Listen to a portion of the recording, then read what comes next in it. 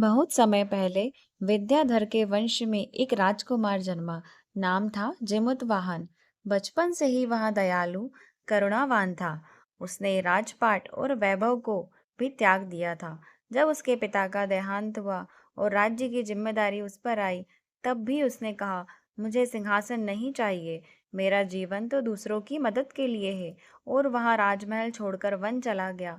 One में रहते हुए एक दिन उसने देखा, नागराज की पत्नी अपने बेटे को रोते हुए विदा कर रही थी। जमदवाहन ने कारण पूछा तो नाग माता ने कहा, गरुड़ प्रतिदिन हमारे एक पुत्र को खा जाता है। आज मेरे बेटे की बारी है, इसलिए हमें उसे बलिदान के लिए भेजना पड़ रहा है। यह सुनकर जिमुतवाहन का दिल पसीज गया। उसने दृढ़ आवाज में कहा, माता, आज आपका बेटा बलिदान नहीं देगा, उसकी जगह मैं जाऊंगा। नाग माता ने बहुत मना किया, पुत्र, यह हमारा दुख है, तुम इसमें प्राण क्यों दोगे? पर जिमुतवाहन ने कहा, दूसरों की रक्षा करना ही तो सबसे बड़ा धर्म है। वहां जाकर उसी शिला पर लेट गया जहां गरुड़ नागों को लेने आता था। कुछ ही समय बाद आकाश से गरुड़ उतरा। उसने जिमुतवाहन को देखा और समझा कि यह नाग है।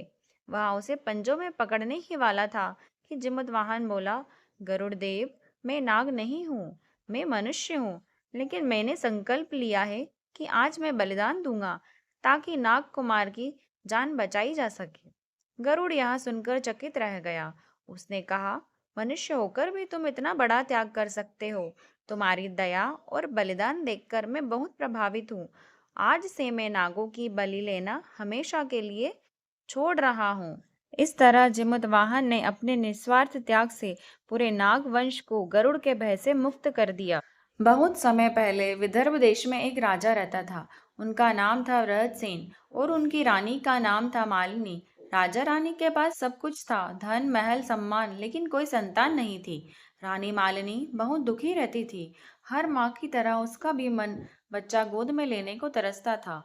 एक दिन एक ब्राह्मण ने रानी से कहा, हे रानी, अगर आप श्रद्धा से जीवित पुत्री का व्रत करेंगी तो आपको संतान मिलेगी और वहां भी सुरक्षित रहेंगी। रानी ने व्रत करने का निश्चय किया। उसने 3 दिन तक जल, अन्न त्याग कर भगवान से प्रार्थना की। उसकी भक्ति से देवता प्रसन्न हुए और उसे पुत्र रत्न की प्राप्ति हुई। महल में खुशियां छा गई। रानी मालिनी का मन हर्ष से भर गया। लेकिन कुछ समय बाद बालक बहुत बीमार हो गया। उसके प्राण संकट में थे।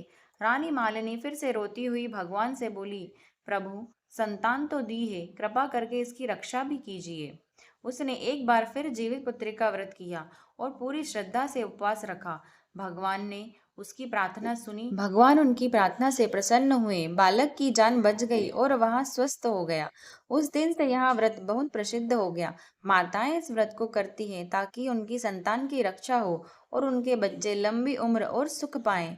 मालिनी रानी की यह कथा हमें बताती है कि माँ का प्रेम और त्याग कितना महान होता है और जब व्रत सच्चे मन से किया जाए तो भगवान भी रक्षा करते हैं। अगर आपको वीडियो पसंद आया हो तो चैनल को सपोर्ट करें, प्लीज़ सब्सक्राइब करें और वीडियो को लाइक करें।